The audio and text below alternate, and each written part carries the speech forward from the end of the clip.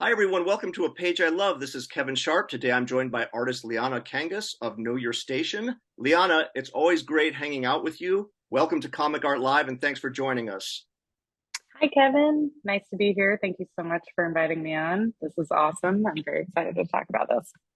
So, as a card-carrying member of the Cliff Chiang fan club, that's describing both, that's describing both of us.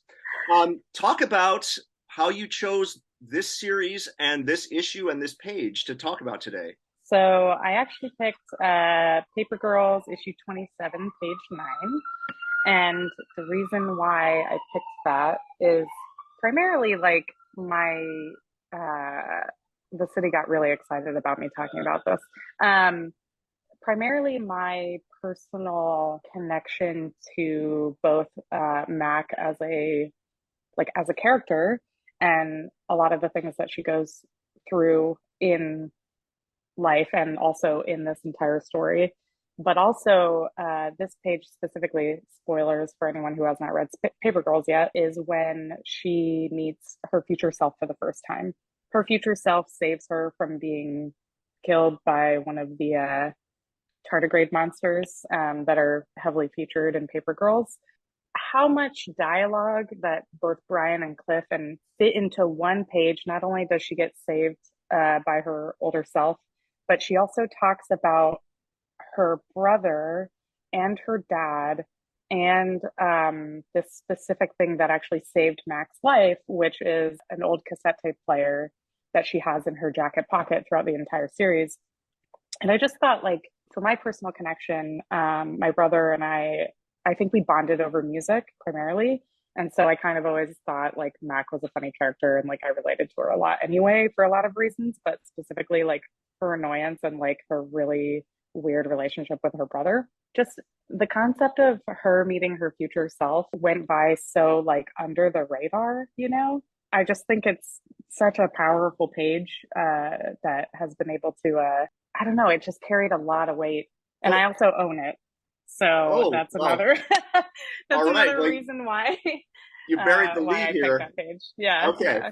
Well, let's dive in. When you look at it as a visual storyteller yourself, aside from the story content that you mentioned, just looking at the aesthetics here, what works for you on this particular page?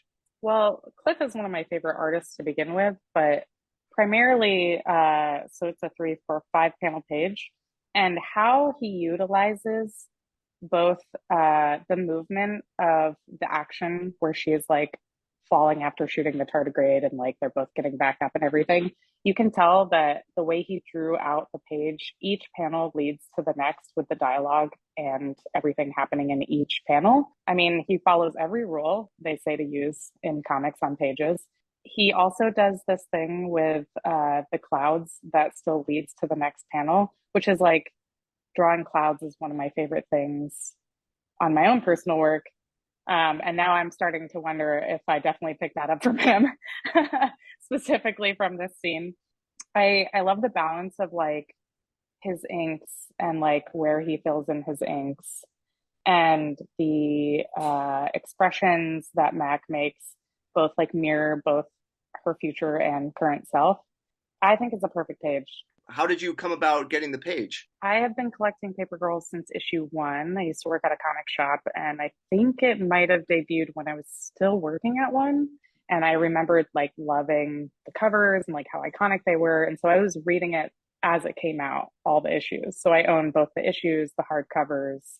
I might own the trades as well, but I realized that I have not enough space, so I might have gotten rid of those. And actually, I can't take any credit for owning this. This is actually a gift by one of my closest friends. She knew that I love this character a lot, and this was probably one of the best gifts ever. It hangs right in my office, right next to my eyesight of where my computer's at. And I think she got it for me as like a reminder to my future self for doing what I do and like kind of keep track of my career journey, which is really cool. Getting this is one of the first series that was a long-term series that was actually one of the few that I was able to catch up with and stay current with the entire time. Tell the viewers a little bit about Know Your Station and where to find that. Know Your Station is a kind of a little bit of a apocalyptic future horror in space. If you like Knives Out and you like the idea of really evil billionaires getting murdered, this is the book for you. And it's out by Boom Studios as of right now. I'm very proud of this book. It is very gory and very wild, and it is very much a space sci-fi horror book. So fans of like Alien and just sci-fi in general, really, I'm super, super proud of this book. So shout out to my editor, Elizabeth. And you can also find me on my Patreon, which is also Liana Kangas. I like to send mail goodies to people, prints and stickers, and also give fun updates and work in progress shots of like commissions and pages and series that I'm doing. Well, thank you again for joining us, representing the Cliff Chiang fans out there. And Yes. super nice talking to you. Thanks again, Liana. Yeah, so great to catch up. Nice to see you. Thank you so much.